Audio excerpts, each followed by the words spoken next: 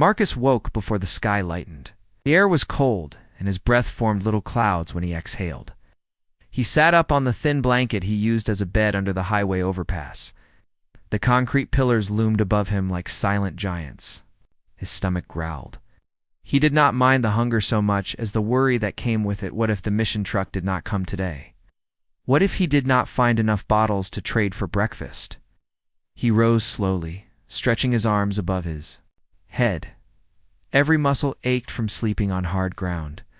He brushed a tangle of hair from his eyes and scanned the small area he called home. Few empty cans lay scattered, along with a faded backpack that held his few possessions. A change of clothes. A small notebook with his brother's name written on the cover, and one photograph of his mother. He ran a fingertip over the picture, imagining her smile. Marcus wrapped himself in his thin coat and stepped out from under the overpass. The sun had not yet risen, but the eastern sky was pale. Gray, he walked toward the foot of a nearby slope, where the grass met a line of trees. He glanced over his shoulder at the highway above, where the occasional car sped by, its headlights fading into the distance. To most people, he was invisible, like a shadow that moved with the dawn. He slipped into the small wood and began his morning hunt. He moved quietly, alert to every rustle of leaves or chirp of a bird. His eyes were sharp, trained by months of searching for anything of value. He picked up a shiny plastic bottle, dusted it off, and placed it gently into his bag. He found a broken check valve from a discarded machine and slid it into his coat pocket. As Marcus worked, his mind drifted to the mission truck that arrived each morning at 7. A kind woman named Mary would hand out steaming cups of porridge, and sometimes a piece of warm bread. He felt both grateful and ashamed when he accepted her help. He was proud of how he managed on his own, but sometimes he needed that small kindness to keep going. He nodded to a robin perched on a nearby branch, imagining it was cheering him on. Across town, a very different morning was unfolding inside. A grand house on Elmwood Lane, Richard Davenport stirred in a king-size bed with silk sheets. He blinked at a chandelier, its crystal pieces catching soft light from a nearby lamp. He sat up, running a hand through his neatly combed hair.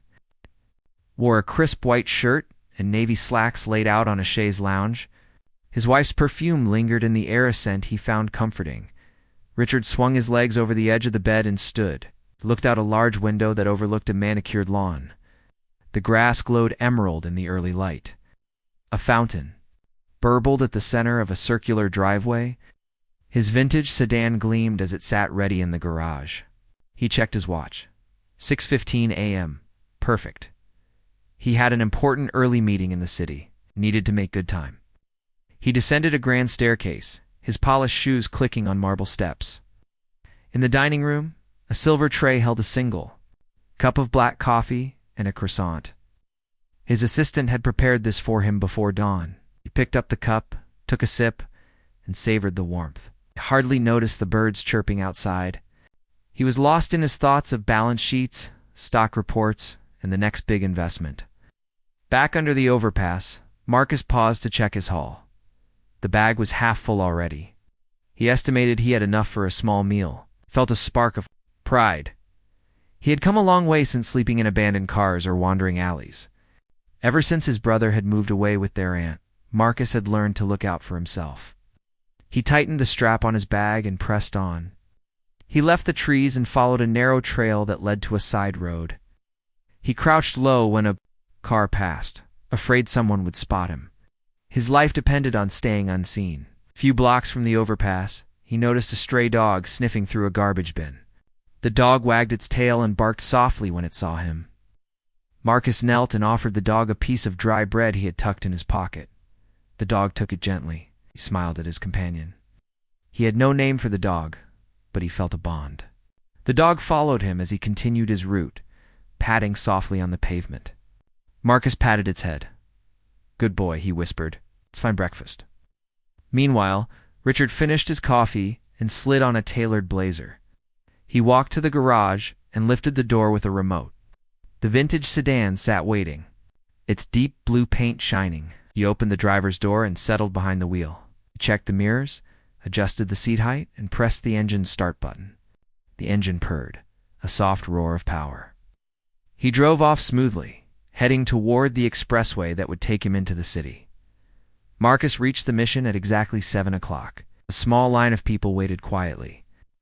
Mary saw him and offered a gentle smile. She spooned porridge into a paper bowl. Marcus accepted it with a nod and moved to the side. He let a family of 3 take their bowls first. He did not want to rush anyone. The dog sat at his feet, wagging its tail in the dust. He found a bench near the mission and sat down. He blew on the porridge to cool it and took his first bite. Warmth spread through him. He closed his eyes for a moment and listened to the quiet morning. Thought about the day ahead. Where would he find new bottles? Would the stray dog stay with him? He felt tired but determined. In his sedan, Richard drove through quiet streets.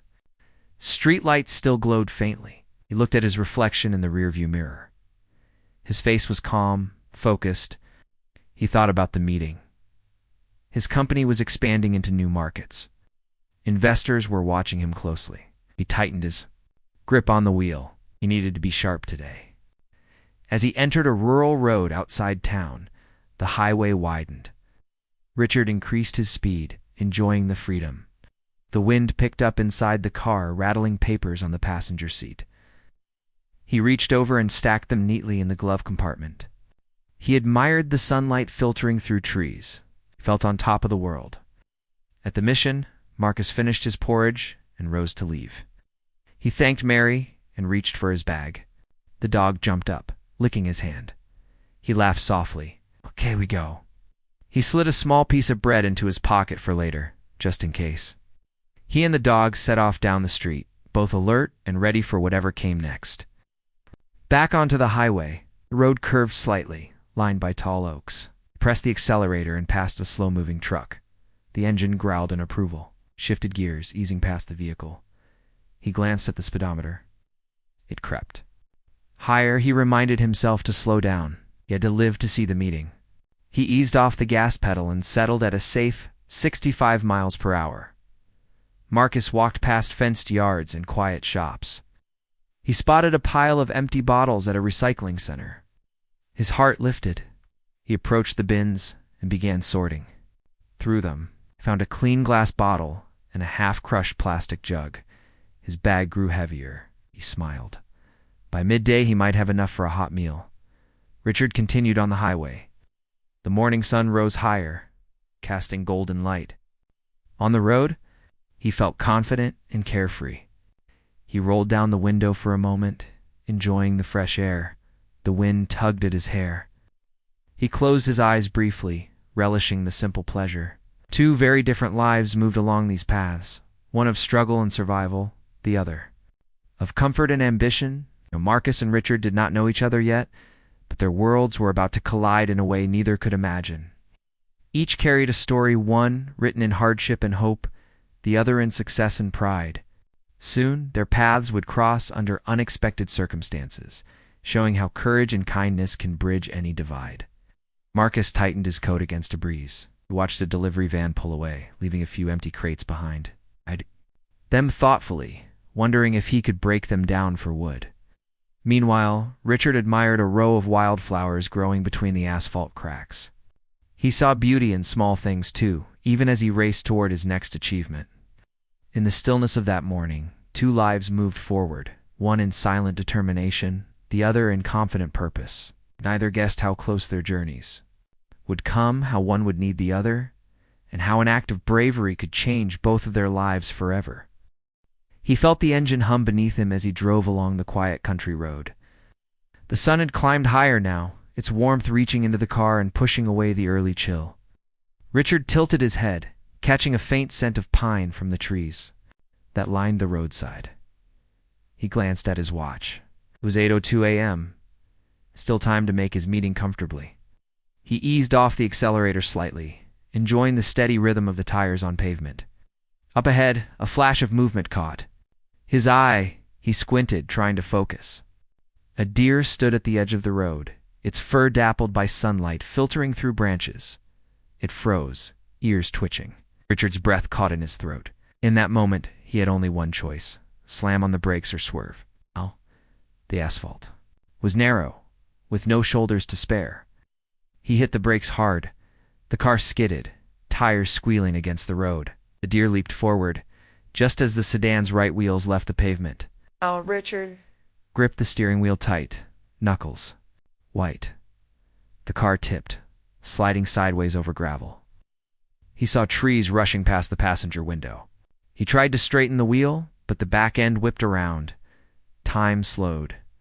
Richard's heart hammered. The car tumbled, hitting rocks, jolting him against the seatbelt.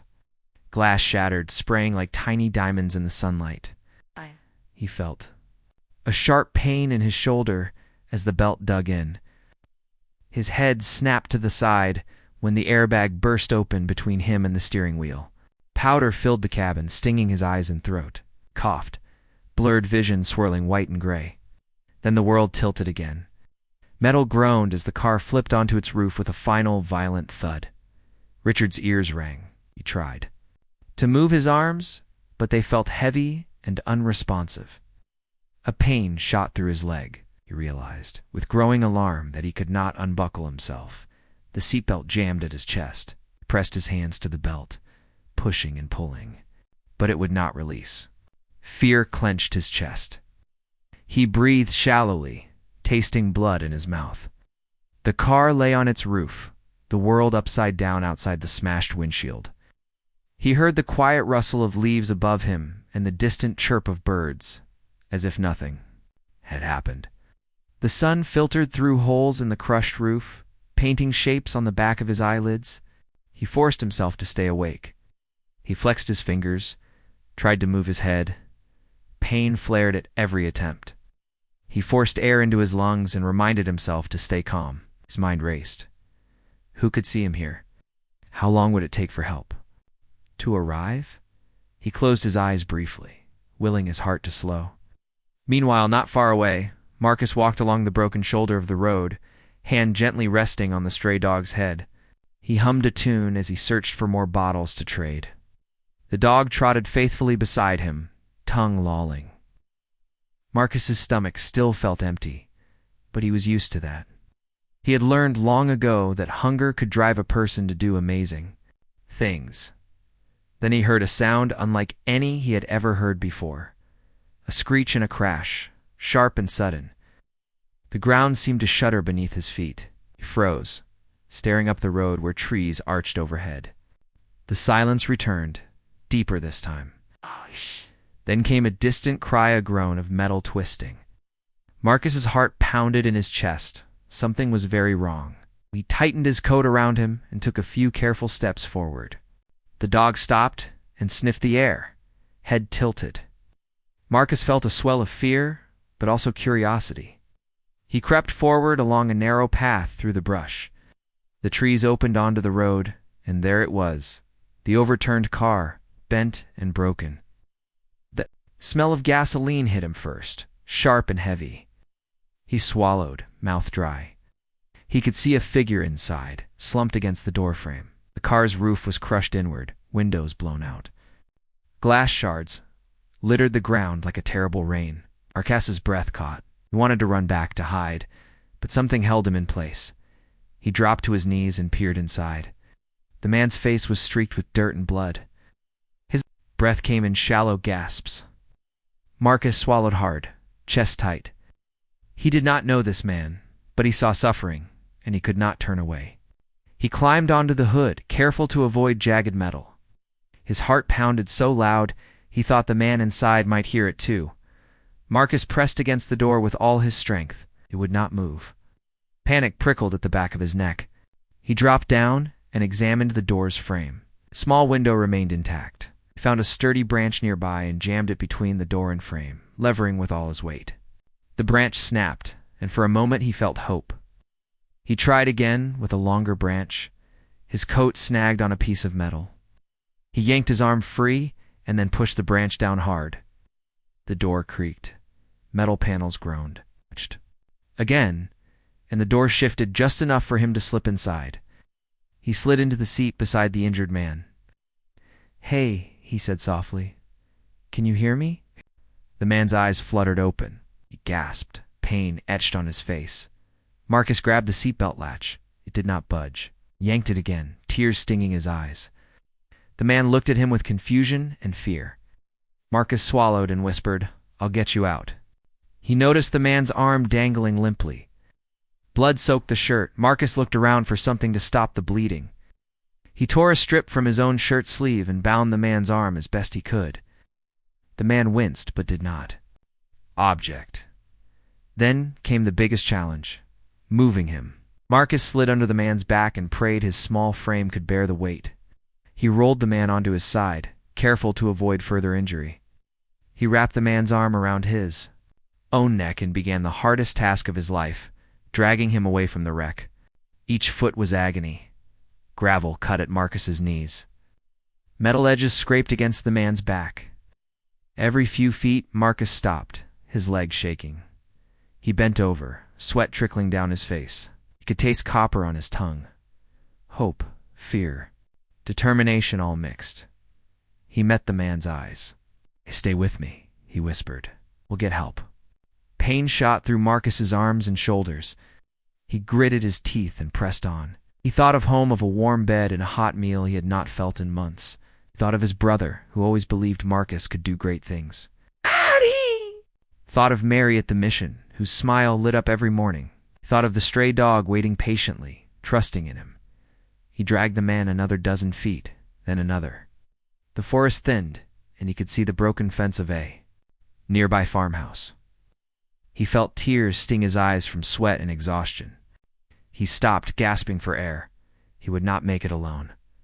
He looked down at the man. "Just a bit more," he begged. He gathered his strength and pushed again. The man's legs scraped the ground, sending up puffs of dust. Marcus's breath came in ragged wheezes. He glanced up and saw a small porch light on the farmhouse. Hope flared in his chest. He gripped the man tighter and pushed his feet into the dirt. At last he reached the fence line. It covered more than 100 feet. Every inch had been a battle. His coat was torn, elbows bleeding. His heart felt like it would burst. Looked at the farmhouse door. It was closed. He called out, voice hoarse, "Help, please." Inside, a farmer named Henry heard the cry. He grabbed his boots and lantern and rushed outside. He saw the overturned car and then the small figure dragging the wounded man. Henry ran to help. His lantern casting trembling light, he grabbed the man's shoulder. "Hold on, son," he said. Marcus collapsed to his knees, relief flooding him. He looked at Henry.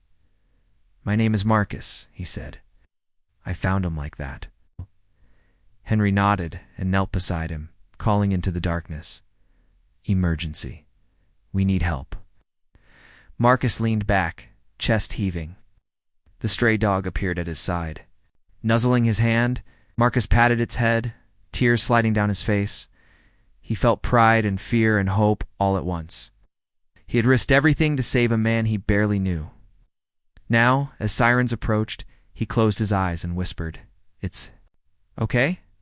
In the hush before the ambulance arrived, Marcus realized that courage was not about size or strength.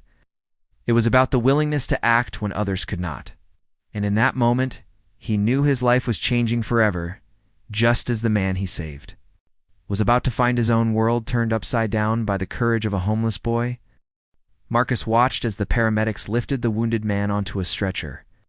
His small frame felt shaky, and he pressed his palms against his thighs to stop them from trembling. The dog whimpered at his side, nose pressed against the man's elbow. Marcus knelt and whispered into the dog's ear, "He'll be okay." Then he stood and turned to the farmer Henry, who had stayed calm even when Marcus felt panic rising. Henry put his hand on Marcus's shoulder. "You were brave," he said softly. "They'll take care of him now. Come with me." Marcus nodded, still breathing heavily. An ambulance siren grew louder in the dark, then parked behind them. 2 paramedics in green uniforms loaded the stretcher into the back. One of them glanced at Marcus and gave him a small, appreciative smile. Marcus followed Henry to where the farmer's old truck waited. Inside, the cab smelled of straw and engine oil. Henry started the engine and drove toward the farmhouse. Marcus stared out the window at the twisted car, now dark and silent, its headlights broken. He thought of how close the man had been to dying, and he pressed his lips together to hold back tears. Henry parked in front of the house and led Marcus inside. The front room was simple: a wooden table, mismatched chairs, and a worn sofa. Single bulb hung from the ceiling. Henry motioned to a chair. "Sit here, son. I'll get you some water." Marcus sank onto the chair, feeling every ache in his body. His elbows and knees burned where he had scraped them. The dog padded in behind him and curled up at his feet. Marcus reached down and patted its head. "Good job," he said softly. He closed his eyes for a moment, trying to calm his racing heart. He could still taste the man's blood on his own tongue, and he felt the weight of what he had done. He had saved a life. Henry returned with a glass of water and a soft towel. "Here," he said, "you need to clean up. You're a mess." Marcus took the towel and dabbed at his cuts. The water turned pink and then cloudy. He pressed the cloth to his arm where the branch had jabbed him. "I'm okay," he managed. "It was nothing." Henry shook his head. "Don't say that. It was everything." He set the glass down and pulled out his phone. He dialed a number. "Hello? It's Henry, the boy he brought the man here from the crash." His voice lowered. "Yes, I know. It's hurt but alive." "Yes, I'll wait." He hung up and looked at Marcus. "The hospital wants to talk to you. They want to know what happened." Marcus's chest tightened. He felt afraid again. "Do I have to go?" he asked quietly. Henry gave him a kind look. "They need your story. Will you tell them?" Marcus nodded slowly. He set the towel aside and stood. The dog followed him. Henry led the way outside again. The night air felt cool. Henry's truck shone under the farmhouse light. They drove in silence to the county hospital a few miles away. Marcus watched the dark fields blur past.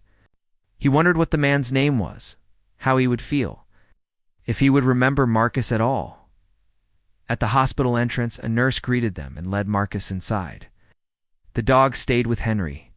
The nurse guided Marcus down a bright hallway, painted in pale green. The smell of antiseptic made him cough. They stopped outside a private room. Through the window, Marcus saw the man on a bed, wires and tubes attached. A machine beeped steadily. The nurse opened the door. "Come in," she said. "I'm Nurse Lopez." She had kind eyes. Marcus stepped inside, and the nurse closed the door behind him. The room was quiet, except for the beeping. The man lay very still. Marcus stared, heart twisting. He saw the bloodied shirt, now changed into a hospital gown. He saw the bandages on the head and arm. Nurse Lopez gestured to a chair. "Please sit." Marcus obeyed, though his legs felt weak. She handed him a clipboard and a pen. "Can you tell me your name and what happened?" Marcus took the clipboard and wrote, "Marcus Johnson, age 12. Then he paused. He had to explain the crash and how he found the man and how he dragged him. His mind felt foggy. He looked at Nurse Lopez. "I'll tell you." And in simple words, he described everything. The screech of the car, the twisted metal, the man's blood, the broken branch, the 100-foot drag. Nurse Lopez nodded and jotted notes. "You were very brave," she said again. Marcus felt a little glow in his chest at that praise. He had been afraid. He closed his eyes and shook his head. "I'm just a kid," he said. "But someone had to help him." She smiled gently. "You did help. Now your parents, do they know you're here?" Marcus blinked. "I don't have parents here." He looked down at his shoes. "I live at the mission under the overpass." Her smile faltered briefly, then returned. "I see. We will call someone from the mission. But first, let's make sure you're okay." She took his arm and examined the scrapes. "Some cleaning and bandages and you'll be fine." She left to get supplies, and Marcus sat alone, listening to the beeps and the hush of Nurse's footsteps. In the hallway, he thought of his brother, who had gone to live with their aunt in another city. He missed him so much sometimes that it hurt. He thought of the mission, of Mary's smile, of his small bag of bottles waiting at the overpass. He thought of the millionaire, trapped and bleeding by the time Nurse Lopez returned. Marcus had wiped most of the blood from his cheeks. She cleaned and bandaged his elbows and knees, and then handed him a cup of juice. "Here," she said, "drink this."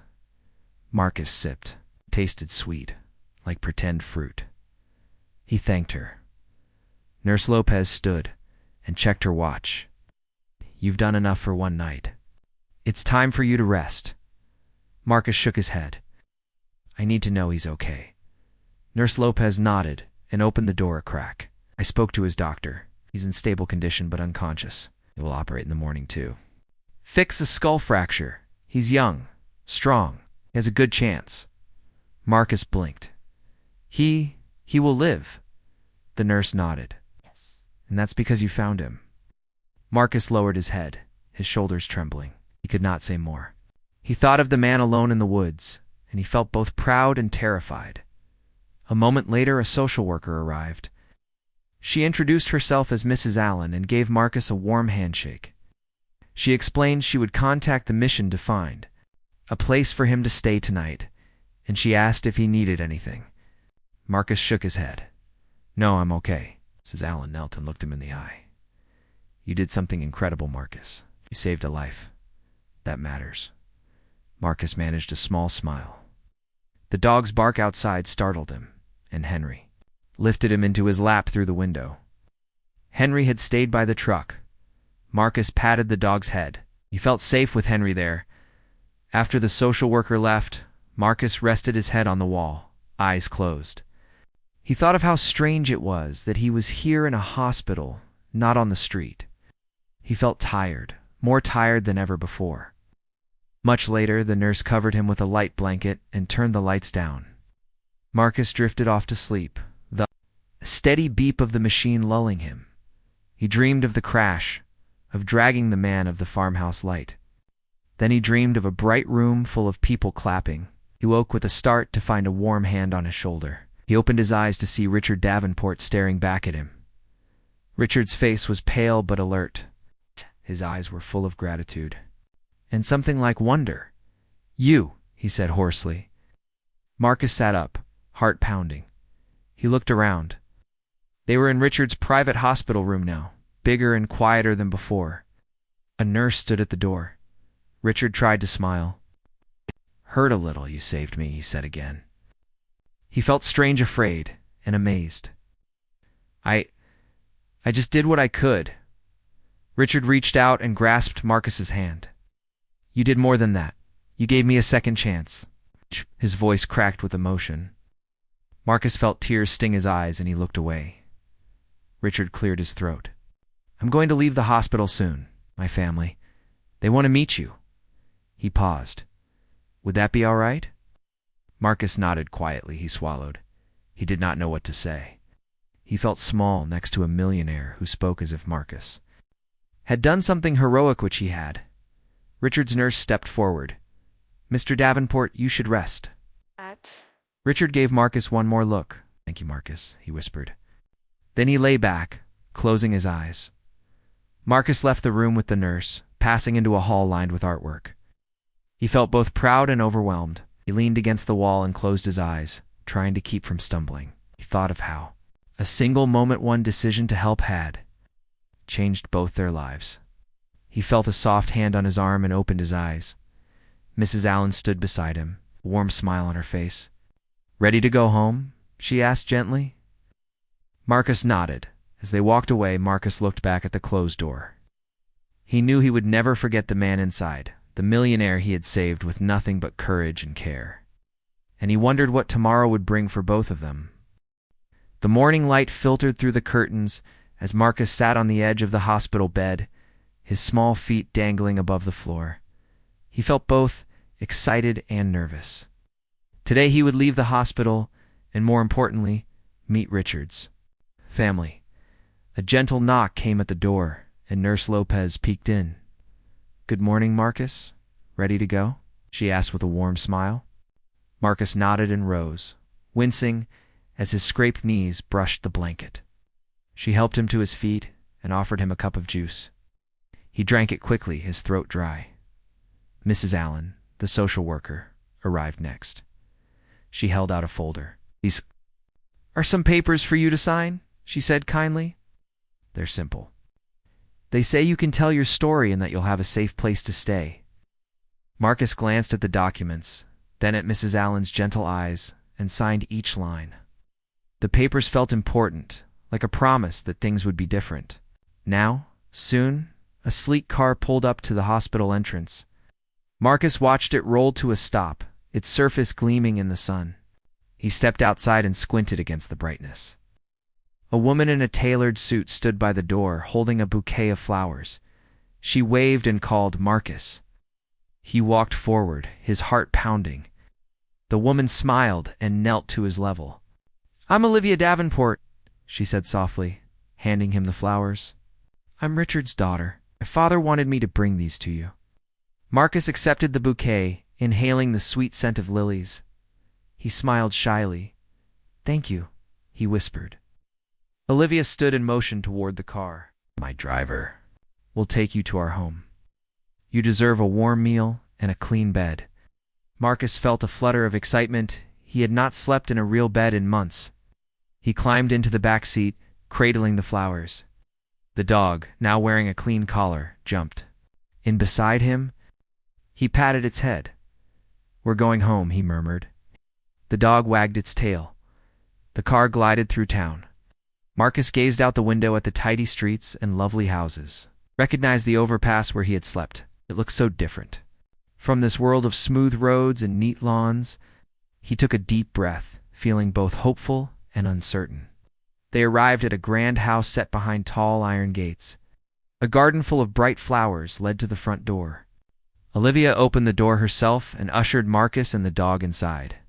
The foyer was large, with marble floors and sunlight pouring in through tall windows. Marcus stared in awe. "Don't just stare," Olivia teased gently. "Come meet everyone." She led him into a cozy living room where Richard waited in a wheelchair, wrapped in a soft blanket. His face lit up when he saw Marcus, forced himself to sit up straighter, and raised a trembling hand. "Marcus," he said, voice thick with emotion, "thank you again." Marcus felt his cheeks warm. He sat on a plush armchair nearby. "Welcome," he said softly. He looked at Richard's face, so much older and fragile now. "I'm glad you're okay." Richard smiled, eyes misting. He motioned to a tray on the side table. "Would you like some breakfast? I had something sent from my favorite bakery." Marcus nodded, and Olivia poured him orange juice. The tray held fresh fruit, warm muffins, and scrambled eggs. Marcus's stomach rumbled. He picked up a muffin and took a bite. It was sweet and soft, nothing like the dry bread he was used to. He closed his eyes, savoring the taste. While they ate, Richard's wife Clara entered, carrying a pot of coffee. She wore a simple dress and greeted Marcus with kindness. "So grateful to you," she said, setting cups on the table. "You saved my husband's life." Marcus shifted in his chair, unsure what to say. Clara reached out and patted his hand. "You don't have to say anything. Just know we appreciate you." Richard cleared his throat. "We would like to help you, Marcus. We want you to have a safe home, go to school, and have the things every boy needs." He paused, gathering courage. "Will you let us do that?" Marcus felt a lump in his throat. He looked down at his hands. He had imagined this moment, but it felt unreal. He thought of the mission, of the friends he had there, and of the freedom he felt on the streets, even though it was hard. He took a shaky breath. I would like that," he managed. Olivia beamed. "Wonderful. We'll arrange everything." She ruffled his hair. "You're part of the family now." Marcus looked up, eyes wide, and met Richard's gaze. The love and gratitude there made him feel safe. Over the next hour, they talked about simple things, favorite games, food, and school subjects. Marcus discovered Richard's son David was almost his age. David poked his head into the room shyly, held out a video game controller. "Want to play?" he asked. Marcus smiled and took the controller. The first time in a long while, he felt like a normal kid. After breakfast, Clara showed Marcus to a guest room. The bed was soft, with clean sheets and a fluffy pillow. A small desk by the window held paper and pencils. "This is your room," Clara stepped back, giving him privacy. Marcus ran his hand across the quilted cover. He sank onto the bed and lay back, the mattress gently giving beneath him. He closed his eyes in wonder. That afternoon, Richard held a small press event in his library. A few reporters waited politely, cameras and notebooks in hand. Marcus stood beside Richard, dressed in clean jeans and a neat shirt. Clara gave him a reassuring nod. Richard cleared his throat. He spoke softly but firmly. This young man saved my life. His courage reminds us that bravery and kindness can come from anyone, anywhere. I have asked Marcus to join me in starting a foundation to help homeless youth so they can find shelter, education, and hope. Reporters scribbled notes. One asked Marcus how he felt. He stepped forward, hand shaking slightly. I just saw a man in trouble, and I did what I could, he said in a clear, quiet voice. I hope other people can help too. The room filled with applause. Marcus felt a warmth in his chest. He looked at Richard, who nodded proudly. That evening, as the sun set, Marcus sat in the living room with David, playing video games. The dog lay by his feet, and a comfortable peace filled the house. He thought of the mission in Mary's porridge, thought of the nights under the overpass. He felt gratitude for every small kindness that had stayed with him. When it was time for bed, Marcus returned to his guest room. He placed the flowers on the bedside table and changed into clean pajamas. He brushed his teeth with a toothbrush Clara had set out. He crawled under the warm blankets and stared at the ceiling. He felt a swirl of emotions, joy, disbelief, and a quiet hope for the future. He closed his eyes and remembered the crash, the dark trees, the fear, and then the farmhouse light that guided him. He thought of Henry's steady presence and nurse, Lopez's gentle care. He realized that help can come from many places, but courage must come from within. As he drifted off to sleep, Marcus knew his life had changed forever. He would always carry the memory of that moment he chose to help a stranger. And in return, he had found a family, a home, and a chance to dream of a new tomorrow. The morning sun warmed the large windows as Marcus sat in the living room with Richard and Clara. The family had gathered there after breakfast to plan the new foundation. Richard unfolded a bright chart showing how they would help kids who lived on the street. Marcus watched, feeling a mix of pride and nervousness. He could not believe this was his life, now invited into a millionaire's home, asked for his ideas, given a real voice. Clara poured orange juice for everyone. She smiled at Marcus and said, "Your ideas matter here." Marcus nodded. He remembered how small he once felt under the overpass. Now he felt seen. Richard asked him what he thought was most important. Marcus thought of the nights when he could not sleep, hungry and alone. He said softly, "We need a safe place to stay and good food every day." Richard wrote Marcus's words on the chart. He said, "That is our first goal." Olivia, Richard's daughter, suggested they include school supplies. David, his son, agreed and added that they could arrange tutors. Marcus's heart swelled. He had not expected everyone to listen so closely to him. After the meeting, Marcus walked outside to the garden, where the dog chased butterflies. He sat on a low stone wall and watched the bright flowers nod in the breeze. He thought of Mary at the mission of Henry's farm, of Nurse Lopez's kind eyes. Each person had helped him in some way. Now he could help others. That afternoon, Richard took Marcus to his office downtown. The walls were lined with shelves of books and awards. Richard introduced Marcus to his business partner, Mr. Chen. They talked about how to handle money for the foundation. Marcus felt shy, but Mr. Chen knelt and asked, "What would you like to name it?" Marcus closed his eyes. He remembered the first light that guided him to help the wounded man. He said, "Light of Hope Foundation." Everyone smiled at the name. Felt right, like a promise of safety and warmth. The next week, a small ceremony was held at City Hall. Marcus stood beside Richard as they cut a ribbon. A few reporters took pictures, and Marcus heard applause. He waved at the crowd, his heart racing. Afterward, people lined up to give him hugs and kind words. A teacher from the local school gave him a gift bag with pencils and notebooks. Felt tears prick his eyes. He thanked her, his voice steady. At home that night, Clara showed Marcus to a room filled with books. She said, "These are for you. Read anything you like." Marcus ran his hands over the spines. He picked a storybook and opened it, amazed that it belonged to him now. Dinner was lively. The family asked Marcus about his favorite foods. He said he loved porridge and the muffins he tried that morning. They laughed and served his old favorites alongside new dishes. David joked, You must get used to this. Marcus laughed too, feeling the warmth of family all around him. As days passed, Marcus spent mornings at school. He wore a neat uniform and walked with Richard's driver. He learned to read faster and write with more confidence. His teachers praised his courage and kindness. He felt proud to raise his hand in class. In the evenings, Marcus helped at the foundation office. He met other children who had lost homes, shared his story, and they looked at him with wide eyes. He gave them smiles and said, "We will help you."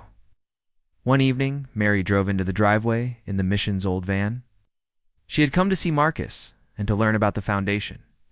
She hugged him and said, "I knew you would do great things." Marcus felt his heart swell with gratitude. He introduced her to Richard, who nodded and offered her a seat.